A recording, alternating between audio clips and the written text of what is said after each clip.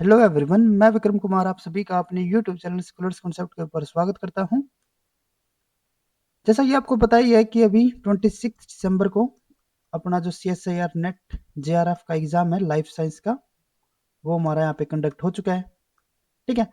और I hope कि आपका एग्ज़ाम वो अच्छा ही गया होगा और आपका JRF अच्छे मार्क्स से यहाँ पे क्वालिफाई हो जाए। लेकिन अगर कोई कैंडिडेट है जो अभी रिसेंट में अपनी नई प्रिपरेशन स्टार्ट करना चाह रहा है, जो कि हमारा नेक्स्ट जो एग्ज़ाम होना है जून 2024 में, तो उस एग्जाम के लिए हमारी क्या स्ट्रेटजी होनी चाहिए। और अगर आपका ये एग्जाम यहाँ पे अच्छा नहीं भी हुआ अटेम्प्ट, ठीक है, तो अभी आपको यहाँ पे निराश होने की जरूरत नहीं है। यूं नहीं है कि अब हम इस एग्जाम को लेके यहाँ पे 1 महीना या फिर 1.5 महीना इसी के चक्कर में यहाँ पे बैठे रहे। ठीक है। तो अभी हमें जो हमारा नेक्स्ट यहाँ पे टारगेट है जून 2024 का, अभी हमें उसको यहाँ पे क्लियर करना है। तो आज के लेक्चर में हम इसी के रिगार्डिंग यहाँ पे बात करेंगे कि जो हमारा ये एग्जाम है CSI नेट JRF, जो कि हमारा दिसंबर 2023 का था, अगर वो हमारा अटेम्प्ट यहाँ पे अच्छा नहीं भी रहा, तो आगे के लिए हमारे पास यहाँ पे क्या क्या ऑप्शन है और किस तरीके से हम यहाँ पे अपनी प्रिपरेशन को कंटिन्यू कर सकते हैं। ठीक है। यहाँ पे मैं आपको जरूर सजेस्ट करूंगा कि आप, ये नहीं है कि अभी जैसे कि हमारा दिसंबर 2023 का एग्जाम हो चुका है, ठीक है, तो कभी अभी जो स्टूडेंट्स है उनके मन में यहाँ पे डाउट दो चीजों के लिए बहुत ज्यादा है कि रिजल्ट कब आएगा, ठीक है, और कट ऑफ क्या रहने वाला है। तो मैं यहाँ पे आपको सजेस्ट करूंगा कि अगर आप यहाँ पे बॉर्डर पे हो, जैसे कि एक हमारा यहाँ पे जो नॉर्मल एजम्पशन मैं यहाँ पे लेके चलता हूँ, जो हमारा दिसंबर 2023 का जो एग्जाम हुआ है, जितने मैंने स्टूडेंट से पूछा है उनके अकॉर्डिंग जो यहाँ पे एग्जाम का लेवल था वो मॉडरेट लेवल था। ठीक है। अब यहाँ पे हम यूं भी नहीं कह सकते कि जो एग्जाम का लेवल था वो बहुत ही ज्यादा इजी था या फिर बहुत ज्यादा टफ था। वो एक मॉडरेट लेवल था, और मॉडरेट में भी अगर हम यहाँ पे इसके अकॉर्डिंग चलते हैं तो ये हम कह सकते हैं कि ये हमारा अनएक्सपेक्टेड एग्जाम पेपर आया था अभी कल। ठीक है।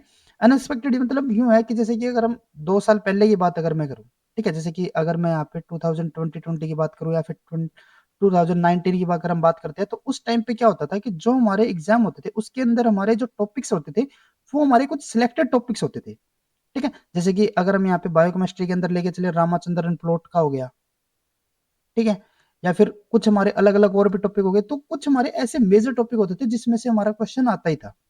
लेकिन अभी क्या हो रहा है, जब से जो एनटी है वो एग्जाम कंडक्ट करवा रही है, तो उससे बाद से क्या हो रहा है कि जो हमारे क्वेश्चन है वो हमारे अनएक्सपेक्टेड आ रहे हैं अब। ठीक है। मतलब हम यू एक्सपेक्ट करके नहीं चल सकते कि इस पर्टिकुलर टॉपिक से हमारा कोई क्वेश्चन आना ही है या फिर नहीं आना। ठीक है। तो वो सबके लिए अनएक्सपेक्टेड है, यू नहीं है कि आपके अलग के लिए कोई अनएक्सपेक्टेड है। कोई बाई चांस ही ऐसा रहेगा कि जिसने जो टॉपिक स्टडी की हो उसी टॉपिक से उसका क्वेश्चन भी मिला हो। ठीक है। तो यहाँ पे आपको निराश होने की कोई जरूरत नहीं है कि अभी आपका जो एग्जाम है वो गंदा गया या फिर आपका एग्जाम अच्छा नहीं हुआ, तो उससे कोई फर्क अब होने वाला नहीं है। वो एग्जाम जो होना था वो हो चुका है। ठीक है। अब अगर हम यहाँ पे रिजल्ट के चक्कर में बैठे रहे या फिर कट ऑफ कब आएगी, ठीक है, इसमें आपका यहाँ पे 1 मंथ इजिली चला जाएगा। ठीक है। अगर हम नॉर्मली बात करें तो एनटीए जितना टाइम लेते हैं ना, तो उसमें 1 मंथ इजिली लग जाता है। ठीक है। अगर जल्दी से जल्दी भी आना है तो आपका 15 to 20 डेज के अंदर रिजल्ट आने वाला है। ठीक है। और ये अभी किसी को भी नहीं पता। ठीक है। अब मैं आपको यहाँ पे बोल दूं कि 15 दिन में आपका रिजल्ट आएगा व्यूज के चक्कर में, तो ऐसा कुछ नहीं है। किसी को भी अभी ये कंफर्म नहीं है कि रिजल्ट कितने दिन में आने वाला है। ठीक है। हो सकता है कि आपका 15 जनवरी से पहले भी आ जाए, और हो सकता है कि इसके अंदर 1 मंथ भी लग जाए। ठीक है। तो अगर आप यहाँ पे एग्जाम जो हमारा रिजल्ट है या फिर कट ऑफ कब आई, अगर आप उसके चक्कर में बैठे रहोगे तो आपका 1 मंथ यहाँ पे चला जाएगा। ठीक है। तो इससे बेटर है कि एग्जाम जो होना था वो हो चुका है। ठीक है। अभी आपको जो भी आपकी कमियां रही थी उस एग्जाम के अंदर, कुछ आपकी ऐसी यूनिट रही होंगी जिसमें से आपके क्वेश्चन नहीं बने थे, या फिर कुछ आपकी ऐसी भी फेवरेबल कुछ ऐसी यूनिट्स होंगी जिनको आपको यूं कि आप चल रहे थे कि ये तो मेरी फेवरेट यूनिट है तो मैं उसमें से पक्का स्कोर करूंगा, लेकिन क्वेश्चन देखने के बाद वो यूनिट आप वहां पे अटेम्प्ट नहीं कर पाए। ठीक है। तो अभी हमें जो अपना एग्जाम हुआ है उसको एनालाइज करने की जरूरत है। ठीक है। हम उसको एनालाइज करते हैं। अब स्टूडेंट का हर एक का अपना अपना एनालिसिस पैटर्न रहेगा। ठीक है। तो आपको ना अपना जो एग्जाम हुआ है उसको एनालाइज अपने आप से करना है, क्योंकि एग्जाम आपने दिया है। आपको पता है कि आपकी कहाँ पे कमी रह गई थी, और उस कमी को जितना जल्दी हो सके उतना जल्दी रिकवर करना है। ठीक है। तो उसी के रिगार्डिंग हम आज के यहाँ पे लेक्चर में बात करेंगे। और उसके अलावा हम बात करेंगे कि अगर हमारा ये वाला जो अटेम्प्ट था, ठीक है, दिसंबर वाला, तो अगर वो अटेम्प्ट हमारा चला भी जा चुका है तो भी हमें यूं नहीं है कि हमारे सारे अटेम्प्ट ही चले गए, बल्कि जो हमारा यहाँ पे अभी जो जनवरी से जून तक का जो हमारा यहाँ पे पीरियड रहता है उस टाइम पे और भी ज्यादा हमारे पास ऑप्शन रहते हैं, जैसे कि गेट का जो एग्जाम होने वाला है या फिर डीबीटी का जो एग्जाम होने वाला है, तो इस टाइम पे हमारे पास और भी ज़्यादा ऑप्शन रहते हैं, ठीक है। तो बजाय कि हम जो हमारा पिछला अटेम्प्ट गया है उसके चक्कर में बैठे रहे, इससे अच्छा यही है कि हम जो हमारा नेक्स्ट अटेम्प्ट है उसकी और भी अच्छे से प्रिपरेशन कर पाए।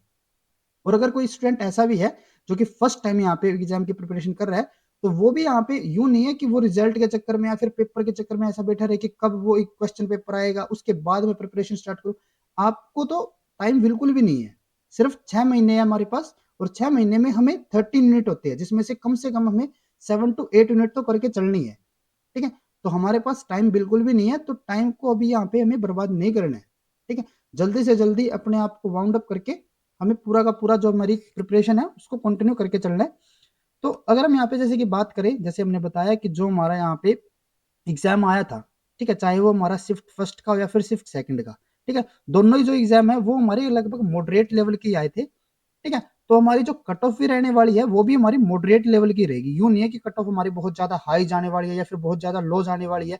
और वैसे भी जो हमारे यहाँ पे एग्जाम है, एग्जाम हमारे 2 शिफ्ट के अंदर हुआ है, शिफ्ट 1 और शिफ्ट सेकंड, ठीक है। तो जो हमारा रिजल्ट आएगा ना वो हमारा परसेंटाइल के ऊपर आएगा, ठीक है।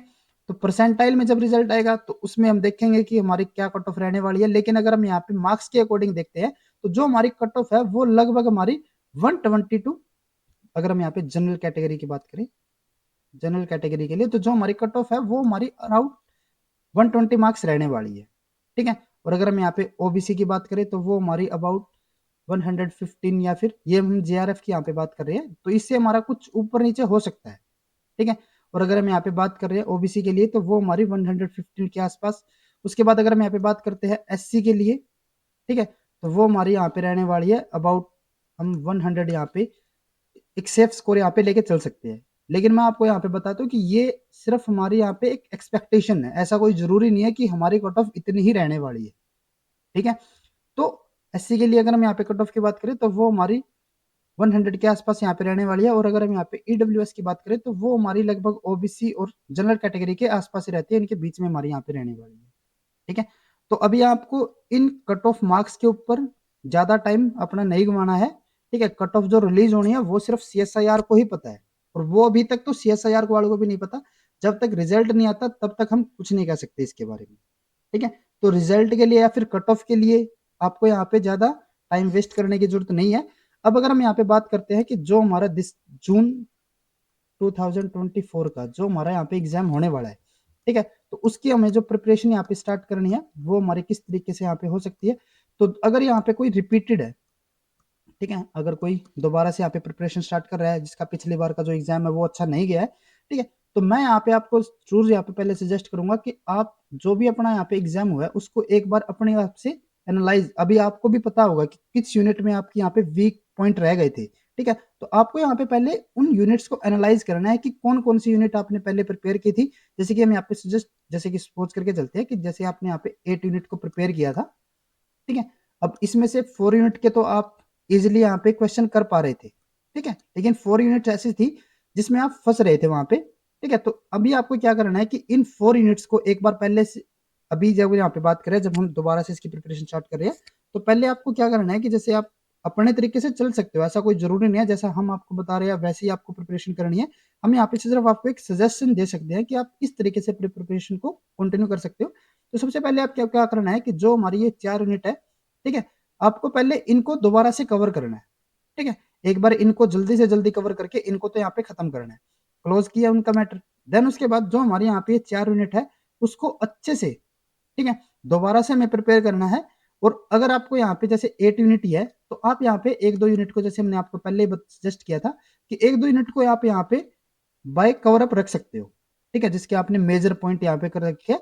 और ज्यादा से ज्यादा टाइम अगर आप यहाँ पे रिपीटेड हो तो यहाँ पे आपको क्या करना है, ज्यादा से ज्यादा टाइम जो हमारे क्वेश्चंस है उनके ऊपर देने हैं, ठीक है, क्योंकि जब तक आप यहाँ पे क्वेश्चंस नहीं करोगे, ठीक है, तब तक आपके जो डाउट्स है वो क्लियर नहीं होंगे, जो आपके कॉन्सेप्ट्स है वो आपके क्लियर नहीं होंगे, ठीक है। तो इसीलिए आपको ज्यादा से ज्यादा टाइम आपको क्या करना है, क्वेश्चंस के ऊपर आपको रखना है।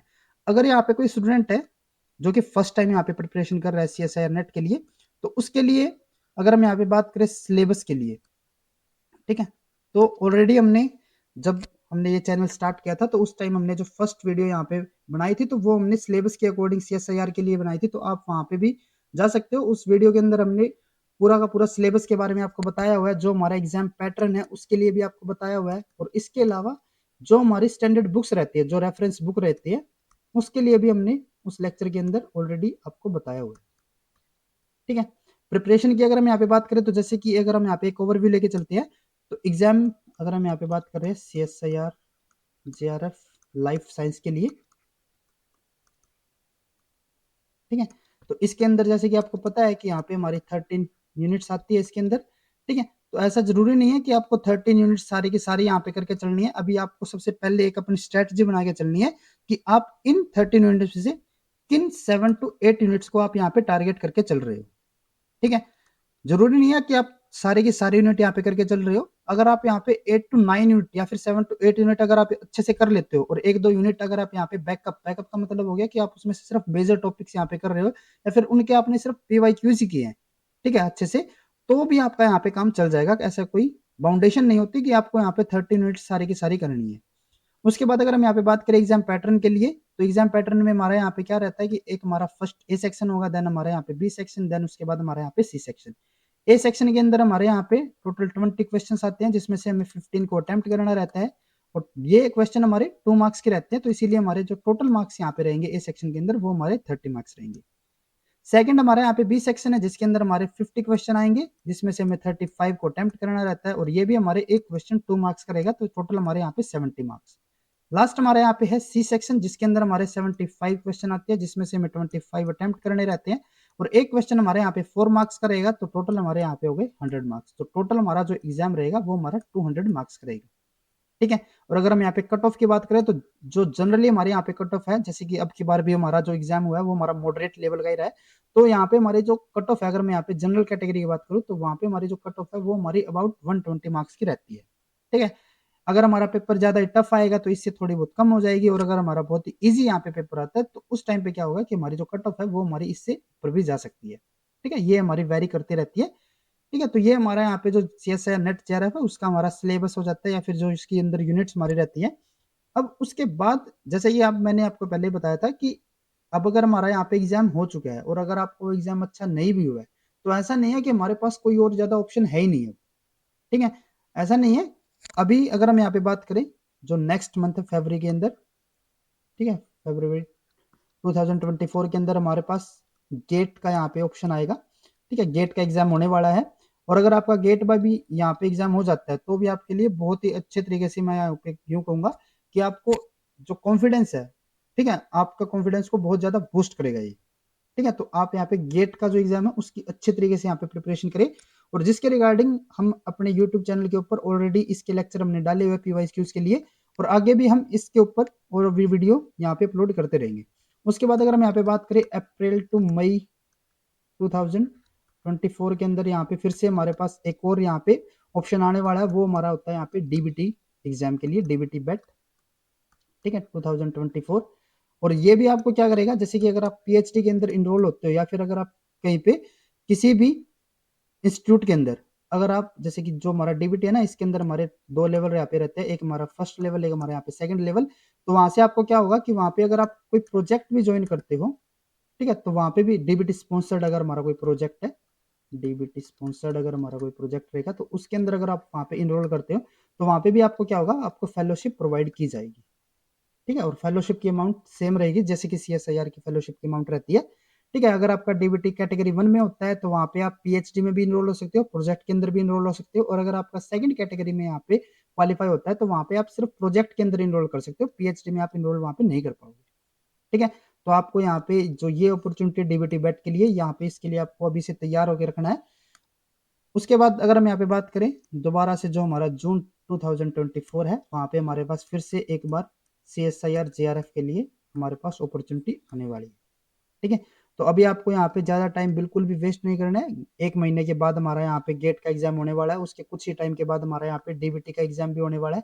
और अगर हम यहाँ पे बात करें CSIR JRF के लिए, ठीक है, तो जैसे कि आपको पता भी है, CSIR JRF का जो हमारा बेनिफिट रहता है वो हमारा 2 बेनिफिट रहेंगे। एक तो इससे हमारा जो नेशनल एलिजिबिलिटी टेस्ट रहता है, नेट हमारा यहाँ पे क्वालिफाई हो सकता है, या फिर हमारा जो नेट JRF है वो भी हमारे यहाँ पे क्वालिफाई हो सकता है। तो अगर हम यहाँ पे नेट के लिए बात करें, तो इसके लिए तो हमारे पास कोई ऑप्शन है ही नहीं, क्योंकि नेट अगर आपका यहाँ पे क्वालिफाई होता है, तो उससे आप क्या होता है कि आप ऑल इंडिया किसी भी इंस्टीट्यूट के अंदर असिस्टेंट प्रोफेसर के लिए आप एलिजिबल हो सकते हो, ठीक है। और अगर आपका नेट जेआरएफ होता है तो वहां पे आपको क्या होता है कि अगर आप कहीं पे भी ऑल इंडिया किसी भी यूनिवर्सिटी के अंदर अगर आप पीएचडी ज्वाइन करते हो तो वहां पे आपको फेलोशिप प्रोवाइड की जाएगी, ठीक है। तो अगर हम यहाँ पे फेलोशिप के ऑप्शन के अकॉर्डिंग बात करें तो इसके लिए आपके पास और भी दूसरे यहाँ पे ऑप्शन होते हैं, जैसे कि हमने अभी डीबीटी के लिए भी बात किया।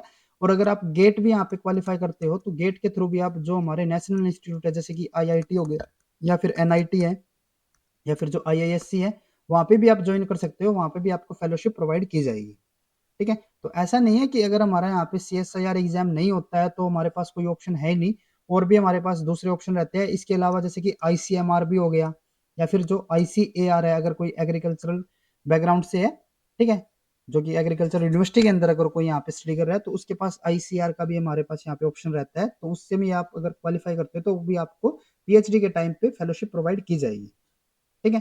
तो मैं यहाँ पे आपको जरूर सजेस्ट करूंगा कि आपको भी यहाँ पे रिजल्ट के चक्कर में या फिर कट ऑफ के चक्कर में ज्यादा अपना टाइम यहाँ पे खराब नहीं करना है। अलग अलग यूट्यूब पे आपको वीडियो मिल जाएगी, हर रोज एक वीडियो मिलेगी कि रिजल्ट कब आने वाला है, ऐसा अभी किसी को भी कुछ नहीं पता रिजल्ट कब आने वाला है।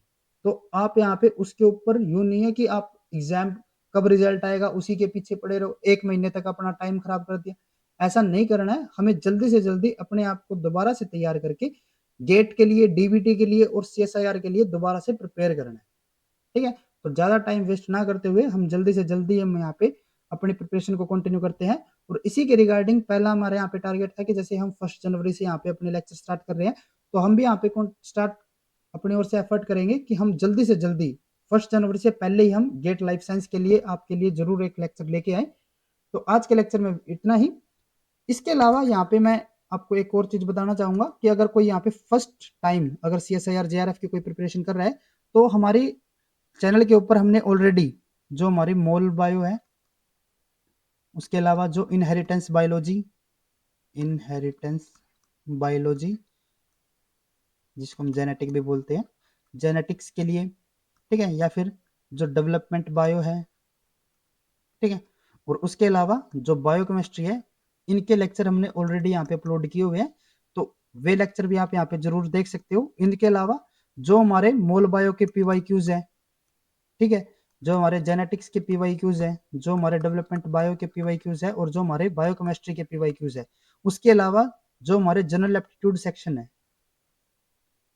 और जो हमारे मेजर टॉपिक्स होते हैं जो कि हमारे बार बार CSIR एग्जाम के अंदर रिपीट हमें देखने को मिलते हैं, मेजर टॉपिक्स जो है जिसके अंदर हमारे इकोलॉजी के कुछ टॉपिक्स है, इवोल्यूशन के कुछ टॉपिक्स है, ठीक है, जो हमारे यहाँ पे टेक्निक्स वाले जो टॉपिक्स हैं वो भी हमने वहाँ पे कवर अप किए हुए हैं।